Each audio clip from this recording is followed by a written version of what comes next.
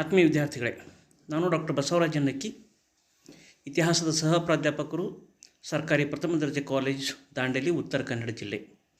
ಇಂದು ನಾನು ನಿಮಗೆ ಕರ್ನಾಟಕ ವಿಶ್ವವಿದ್ಯಾಲಯದ BA ದ್ವಿತೀಯ ಸೆಮೆಸ್ಟರ್ದ ಇತಿಹಾಸ ಮತ್ತು ಪ್ರಾಚ್ಯಶಾಸ್ತ್ರ ವಿಷಯದ 13ನೇ ಅಧ್ಯಾಯದ ಕುರಿತು ಮಾತನಾಡುತ್ತಿದ್ದೇನೆ.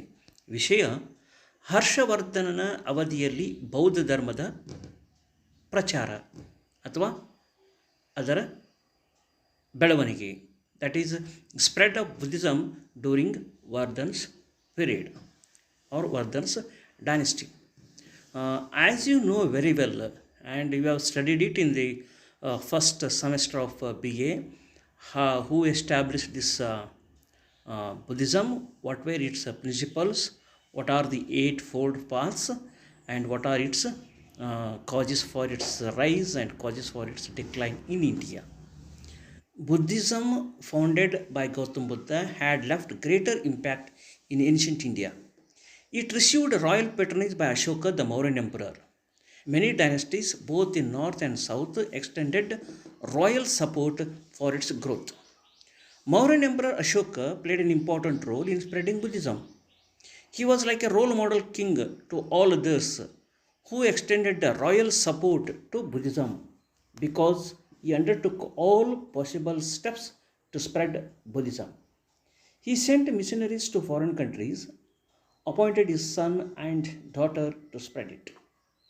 He appointed Dharma Mahamatras, that is religious officers, to look after the implementation of his policies, and also convened a council at Pataliputra. ವಿದ್ಯಾರ್ಥಿಗಳೇ, ನಿಮಗೆಲ್ಲ ಗೊತ್ತಿದೆ, ಬೌದ್ಧ ಧರ್ಮವನ್ನು ಗೌತಮ ಬುದ್ಧ ಸ್ಥಾಪನೆ ಮಾಡಿದ ಭಾರತದಲ್ಲಿ ಕಾಲಕ್ರಮೇಣ ಉತ್ತರ ಮತ್ತು ದಕ್ಷಿಣ ಭಾರತದಲ್ಲಿ ಆಳ್ವಿಕೆ ಮಾಡಿದಂಥ ಎಲ್ಲ ರಾಜಮನೆತನಗಳು ಆ ಒಂದು ಧರ್ಮಕ್ಕೆ ರಾಜಾಶ್ರಯವನ್ನು ನೀಡಿ ಪೋಷಿಸಿದರು. ಇದರ ಪರಿಣಾಮವಾಗಿ ಅದೊಂದು ರಾಷ್ಟ್ರೀಯ ಧರ್ಮವಾಗಿ ಬೆಳೀಲಿಕ್ಕೆ ಕಾರಣವಾಯಿತು.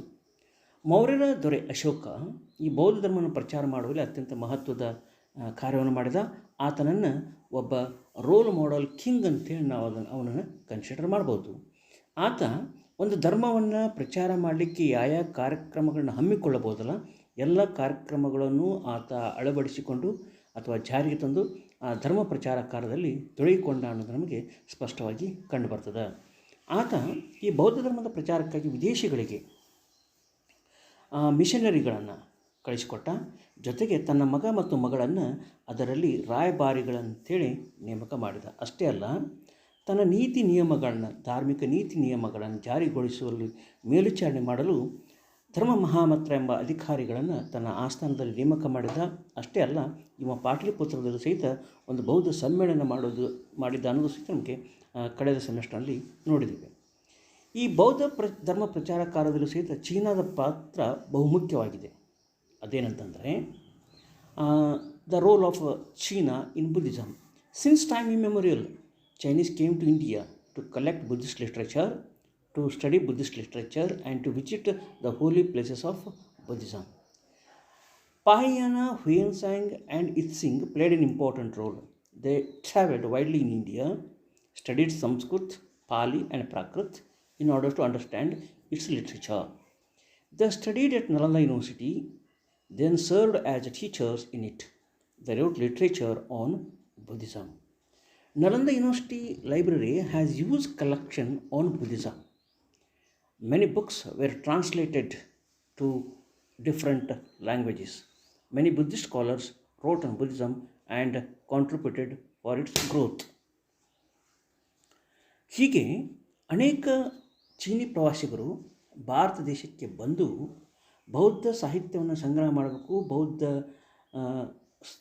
ಪುಣ್ಯಕ್ಷೇತ್ರಗಳನ್ನು ದರ್ಶನ ಮಾಡಬೇಕು, ಜೊತೆಗೆ ಬೌದ್ಧ ಸಾಹಿತ್ಯವನ್ನು ಸಹಿತ ಅಧ್ಯಯನ ಮಾಡಬೇಕಂತೇಳಿ ಅನೇಕ ಬೌದ್ಧ ಚೀನಿಯರು ಭಾರತಕ್ಕೆ ಬಂದರು. ಅವರಲ್ಲಿ ಪ್ರಮುಖರೆಂದರೆ ಪಾಹಿಯನ, ಹುಯನ್ಸಾಂಗ್ ಮತ್ತು ಇತ್ಸಿಂಗ್. ಇವರು ಕೇವಲ ತಮ್ಮ ಪ್ರವಾಸಿ ಕಥನಗಳನ್ನು ಬರೆದರನ್ನೋ ಕಾರಣಕ್ಕಾಗಿ ಇವರು ಹೆಚ್ಚು ಪ್ರಚಾರ ಹೊಂದಿದ್ದಾರೆ. ಆದರೆ ಈ ಪ್ರವಾಸ ಸಾಹಿತ್ಯವನ್ನು ರಚನೆ ಮಾಡಲಾದೆ ಕೇವಲ ಅಧ್ಯಯನಕ್ಕಾಗಿ ಬಂದವರು ಅನೇಕ ಚೀನಿಯರಿದ್ದರು ಅನ್ನೋದು ನಮಗೆ ಕಂಡುಬರ್ತದೆ. ಅವರೆಲ್ಲ ಈ ಸಂಸ್ಕೃತ, ಪಾಲಿ ಮತ್ತು ಪ್ರಾಕೃತವನ್ನು ಅಧ್ಯಯನ ಮಾಡಿ ಬೌದ್ಧ ಸಾಹಿತ್ಯವನ್ನು ತಿಳಿದುಕೊಳ್ಳಿಕ್ಕೆ ಪ್ರಯತ್ನಪಟ್ಟರು. ಅಷ್ಟೇ ಅಲ್ಲ, ಭಾರತದ ತುಂಬೆಲ್ಲ ಅವರು ಸಂಚಾರ ಮಾಡಿ ಈ ಬೌದ್ಧ ಧರ್ಮದ ಪವಿತ್ರ ಕ್ಷೇತ್ರಗಳನ್ನು ದರ್ಶನ ಮಾಡಿಕೊಂಡು ತಮ್ಮ ಜೀವನವನ್ನು ಪಾವನವಾಗಿ ಮಾಡಿಕೊಂಡು ಅನ್ನೋದು ನಮಗೆ ಕಂಡುಬರ್ತದೆ. ಇವರು ನಲಂದ ವಿಶ್ವವಿದ್ಯಾಲಯದಲ್ಲಿ, ಅದು ಪ್ರಾಚೀನ ರಾಮಗುಪ್ತನ ಕಾಲದಲ್ಲಿ ಸ್ಥಾಪನೆಯಾದಂಥ ಒಂದು ವಿಶ್ವವಿದ್ಯಾಲಯ, ಅತ್ಯಂತ ಅಂತಾರಾಷ್ಟ್ರೀಯ ಪ್ರಸಿದ್ಧ ವಿಶ್ವವಿದ್ಯಾಲಯ ಇದು.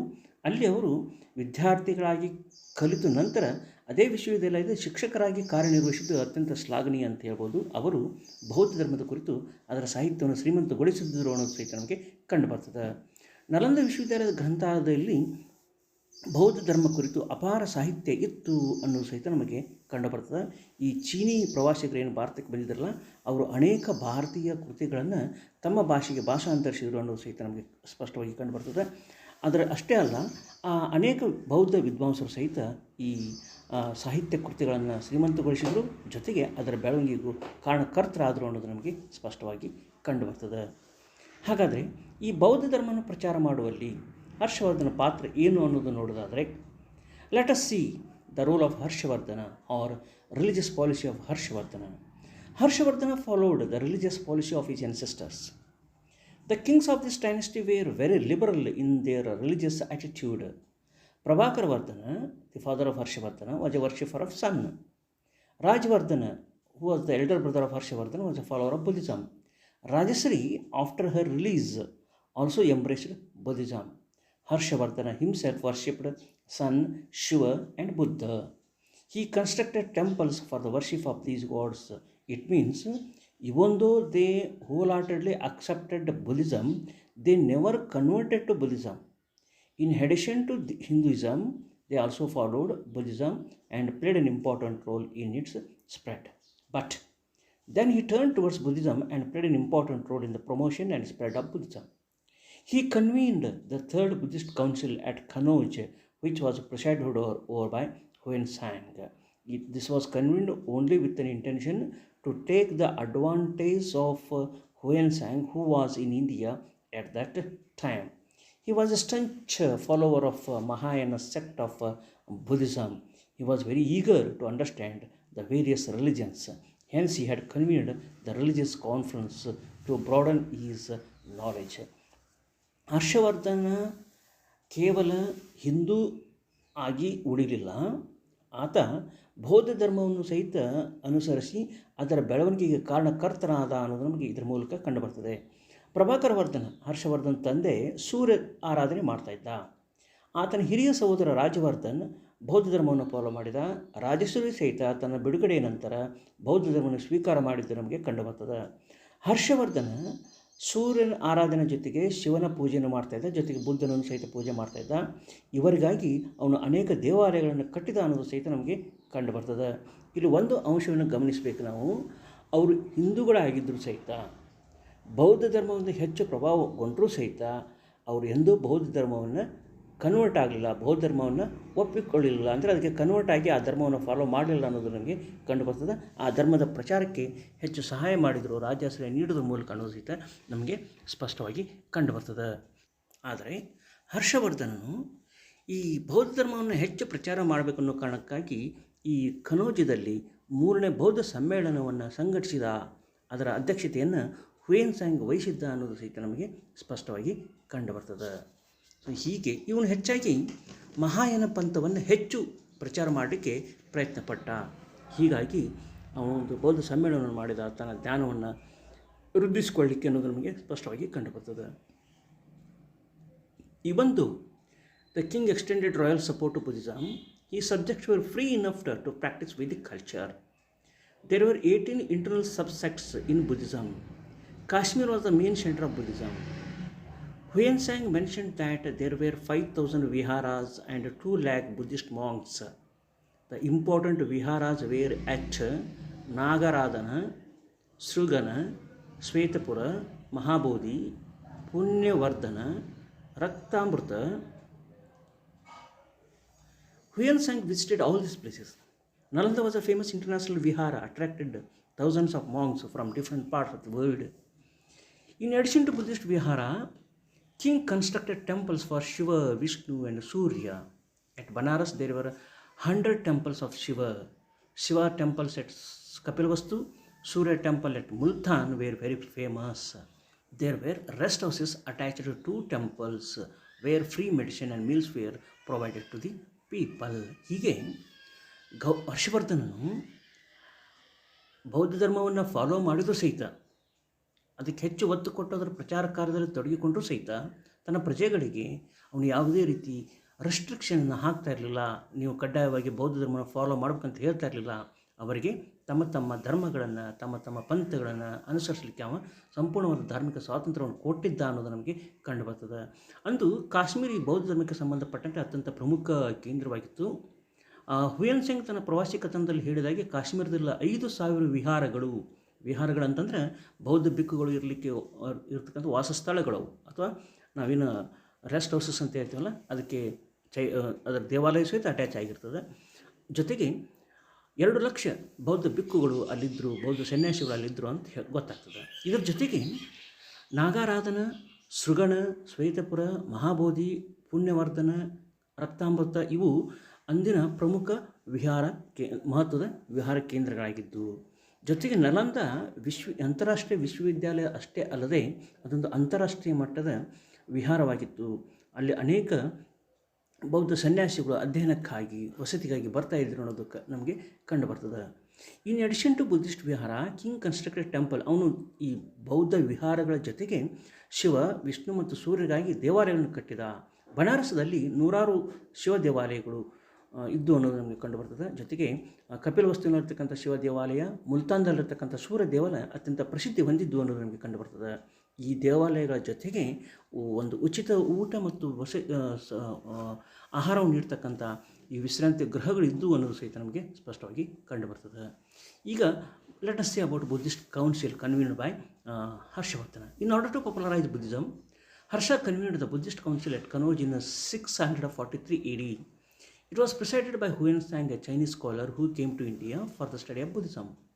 It was attended by many kings, 3,000 Buddhist bhikkhus, 3,000 Brahmins, and 1,000 Buddhist scholars of Nalanda University.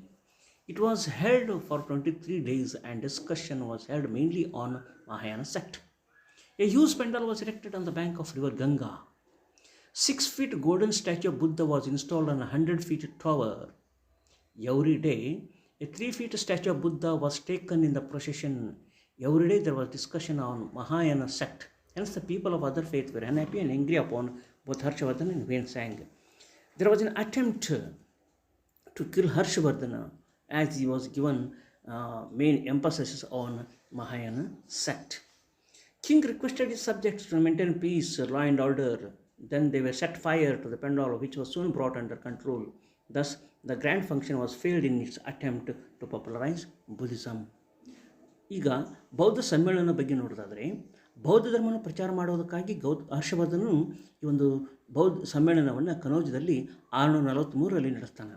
ಇದರ ಅಧ್ಯಕ್ಷತೆಯನ್ನು ಹುಯೆನ್ ಸಾಂಗ್ ವಹಿಸಿರ್ತಾನೆ. ಈ ಒಂದು ಸಮ್ಮೇಳನದಲ್ಲಿ 3,000 ಬೌದ್ಧ ಭಿಕ್ಕುಗಳು, 3,000 ಬ್ರಾಹ್ಮಣರು ಮತ್ತು ನಲಂದ ವಿಶ್ವವಿದ್ಯಾಲಯದ 1,000 ಬುದ್ಧಿಸ್ಟ್ ಸ್ಕಾಲರ್ಸ್, ಬೌದ್ಧ ವಿದ್ವಾಂಸರು ಅದರಲ್ಲಿ ಭಾಗವಹಿಸಿದರು. ಇದು 23 ದಿನಗಳ ಕಾಲ ನಡೀತು. ಇದರಲ್ಲಿ ಹೆಚ್ಚಾಗಿ ಮಹಾಯಾನ ಪಂಥದ ಬಗ್ಗೆ ಒಂದು ಚರ್ಚೆ ನಡೀತು ಅನ್ನೋದು ನಮಗೆ ಕಂಡುಬರ್ತದೆ. ಗಂಗಾ ನದಿ ದಂಡೆ ಮೇಲೆ ಈ ಒಂದು ಸಮ್ಮೇಳನ ಆಯೋಜಿಸಲಿಕ್ಕೆ ಒಂದು ದೊಡ್ಡ ಪೆಂಡಾಲನ್ನು ನಿರ್ಮಾಣ ಮಾಡಲಾಗಿತ್ತು. ಅಲ್ಲಿ ಒಂದು 100 ಅಡಿ ಎತ್ತರದ ಗೋಪುರದ ಮೇಲೆ 6 ಅಡಿ ಎತ್ತರದ ಬಂಗಾರದ ಬುದ್ಧನ ಮೂರ್ತಿಯನ್ನು ಪ್ರತಿಷ್ಠಾಪನೆ ಮಾಡಲಾಗಿತ್ತು. ಪ್ರತಿದಿನ 3 ಫೂಟ್ ಎತ್ತರದ ಬುದ್ಧನ ಮೂರ್ತಿಯನ್ನು ಮೆರವಣಿಗೆಯಲ್ಲಿ ಕೊಂಡೊಯ್ಯಲಾಗ್ತಾಯಿತ್ತು. 23 ದಿನಗಳ ಕಾಲ ನಡೆದ ಈ ಚರ್ಚೆಯಲ್ಲಿ ಹೆಚ್ಚಾಗಿ ಮಹಾಯಾನ ಪಂಥದ ಬಗ್ಗೆ ಚರ್ಚೆ ನಡೀತು. ಇದರಿಂದ ಹೀನಯಾನ ಪಂಥದವರಿಗೆ ಸಿಟ್ಟು ಬಂತು. ಅವರು ಹರ್ಷವರ್ಧನ ಮತ್ತು ಹುಯೆನ್ ಸಾಂಗನ ಮೇಲೆ ಕ್ರಮ ಕೈಗೊಳ್ಳಲಿಕ್ಕೆ ತೀರ್ಮಾನ ಮಾಡಿದರು. ಅದರಂತೆ ಹರ್ಷವರ್ಧನ ಹತ್ಯೆ ಮಾಡಲಿಕ್ಕೂ ಸಹಿತ ಪ್ರಯತ್ನಪಟ್ಟರು, ಆದರೆ ಅದರಲ್ಲಿ ವಿಫಲರಾದರು. ಈ ಒಂದು ಘಟನೆಯ ನಂತರ ಹರ್ಷವರ್ಧನ ಜನರಲ್ಲಿ ಮನವಿಯನ್ನು ಮಾಡ್ಕೊತಾನೆ, ಶಾಂತತೆಯನ್ನು ಕಾಪಾಡ್ರಿ, ಕಾನೂನು ವ್ಯವಸ್ಥೆಯನ್ನು ಕಾಪಾಡ್ರಿ ಅಂತೇಳಿ. ಅಷ್ಟಾದರೂ ಸಹಿತ ಹೀನಯಾನ ಪಂಥದವರು ಆ ಒಂದು ಪೆಂಡಾಲ್ಗೆ ಬೆಂಕಿ ಹಚ್ತಾರೆ. ಇದರಿಂದ ಆ ಒಂದು ಭವ್ಯವಾಗಿ ನಡಿಬೇಕಾದಂಥ ಒಂದು ಸಭೆಗೆ ಭಂಗ ಉಂಟಾಗ್ತದೆ ಅನ್ನೋದು ನಮಗೆ ಕಂಡುಬರ್ತದೆ. The next step he was taken to popularize Buddhism was Prayaga Conference, which is also known as Mahamoksha Parishat. This was the 6th Mahamoksha Parishat. It was convened by Harshavardhana on the bank of river Ganga and Yamuna, known as Prayaga, that is Allahabad in Uttar Pradesh. 18 kings, Huyen Tsang, and 5 lakh followers of Buddhism were attended the conference. It was held for 75 days. The statue of Buddha was erected in the pandal on the first day, second day, and third day. The images of Shiva and the sun were worshipped. On fourth day, 10,000 bhikkhus were honored with 100 coins of gold and cloths. ಈ ಮಹಾಮೋಕ್ಷ ಪರಿಷತ್ ಅಥವಾ ಪ್ರಯಾಗ ಪರಿಷತ್ ಅಂತ ಏನು ಕರೀತಾರಲ್ಲ, ಇದು ಗಂಗಾ ಮತ್ತು ಯಮುನಾ ನದಿಗಳ ಸಂಗಮ ಪ್ರದೇಶ. ಇದಕ್ಕೆ ಉತ್ತರ ಪ್ರದೇಶ ಇರತಕ್ಕಂಥ ಅಲಹಾಬಾದಿಗೆ ಪ್ರಯಾಗ ಅಂತೇಳಿ ಸಹ ಕರೀತಾರೆ. ಇಲ್ಲಿ ಹರ್ಷವರ್ಧನ ಒಂದು ಮಹಾಮೋಕ್ಷ ಪರಿಷತ್ತನ್ನೇ ಸಂಘಟಿಸಿದ.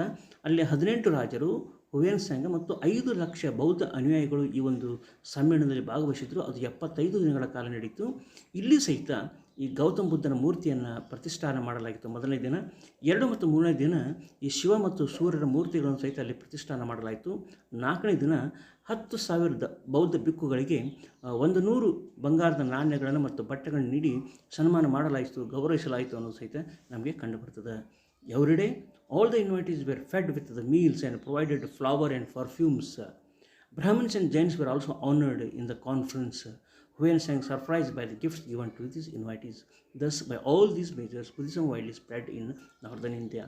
ಬೌದ್ಧ ಧರ್ಮವನ್ನು ಪ್ರಚಾರ ಮಾಡುವಂಥ ಸಂದರ್ಭದಲ್ಲಿ ಆ ಒಂದು 75 ದಿನಗಳ ಮಹಾಮೋಕ್ಷ ಪರಿಷತ್ತಿನಲ್ಲಿ ಪ್ರತಿಯೊಬ್ಬರಿಗೂ ಸಹಿತ ಉಚಿತ ಊಟವನ್ನು ಕೊಡಲಾಗ್ತಿತ್ತು. ಅಷ್ಟೇ ಅಲ್ಲ, ಅವರಿಗೆ ಸುಗಂಧ ದ್ರವ್ಯವನ್ನು, ಹೂವನ್ನು ಕೊಟ್ಟ ಸನ್ಮಾನ ಮಾಡಲಾಗ್ತಾ ಇತ್ತು. ಅಲ್ಲಿ ಬ್ರಾಹ್ಮಣರ ಮತ್ತು ಜೈನರನ್ನು ಸಹಿತ ಅಲ್ಲಿ ಸನ್ಮಾನ ಮಾಡಿದ್ದು ಒಂದು ವಿಶಿಷ್ಟವಾದಂಥ ಸಂಗತಿ. ಇದು ಬೌದ್ಧ ಧರ್ಮದ ಸಮ್ಮೇಳನವಾದರೂ ಸಹಿತ ಬ್ರಾಹ್ಮಣರು ಅಂದರೆ ಹಿಂದೂಗಳು ಮತ್ತು ಜೈನರಿಗೂ ಸಹಿತ ಸನ್ಮಾನ ಮತ್ತು ಗೌರವಿಸಲಾಯಿತು. ಅಂದರೆ ಸರ್ವ ಧರ್ಮವನ್ನು ಗೌರವ ಮಾಡಬೇಕು ಅನ್ನೋದು ಸಹಿತ ಹರ್ಷವರ್ಧನ ಒಂದು ನೀತಿಯಾಗಿತ್ತು, ಧಾರ್ಮಿಕ ನೀತಿಯಾಗಿತ್ತು ಅನ್ನೋದು ಕಂಡುಬರ್ತದೆ. ಇದನ್ನು ನೋಡಿ ಹುಯೆನ್ ಸಾಂಗನಿಗೆ ನಿಜವಾಗ್ಲೂ ಆಶ್ಚರ್ಯ ಆತಂತೇಳಿ ತನ್ನ ಪುಸ್ತಕದಲ್ಲಿ ಬರೀತಾನೆ. ಹೀಗೆ ಎಲ್ಲ ಒಂದು ಹರ್ಷವರ್ಧನನ ಧಾರ್ಮಿಕ ನೀತಿಗಳಿಂದಾಗಿ ಬೌದ್ಧ ಧರ್ಮ ಉತ್ತರ ಭಾರತದಲ್ಲಿ ಅತ್ಯಂತ ಪ್ರಭಾವವನ್ನು ಹೊಂದಿತು, ಪ್ರಚಾರಗೊಂಡಿತು ಅನ್ನೋದು ನಮಗೆ, ಅಥವಾ ಪ್ರಸಿದ್ಧಿಯನ್ನು ಪಡೀತು ಅನ್ನೋದು ನಮಗೆ ಈ ಮೂಲಕ ಕಂಡುಬರ್ತದೆ. ಧನ್ಯವಾದಗಳು.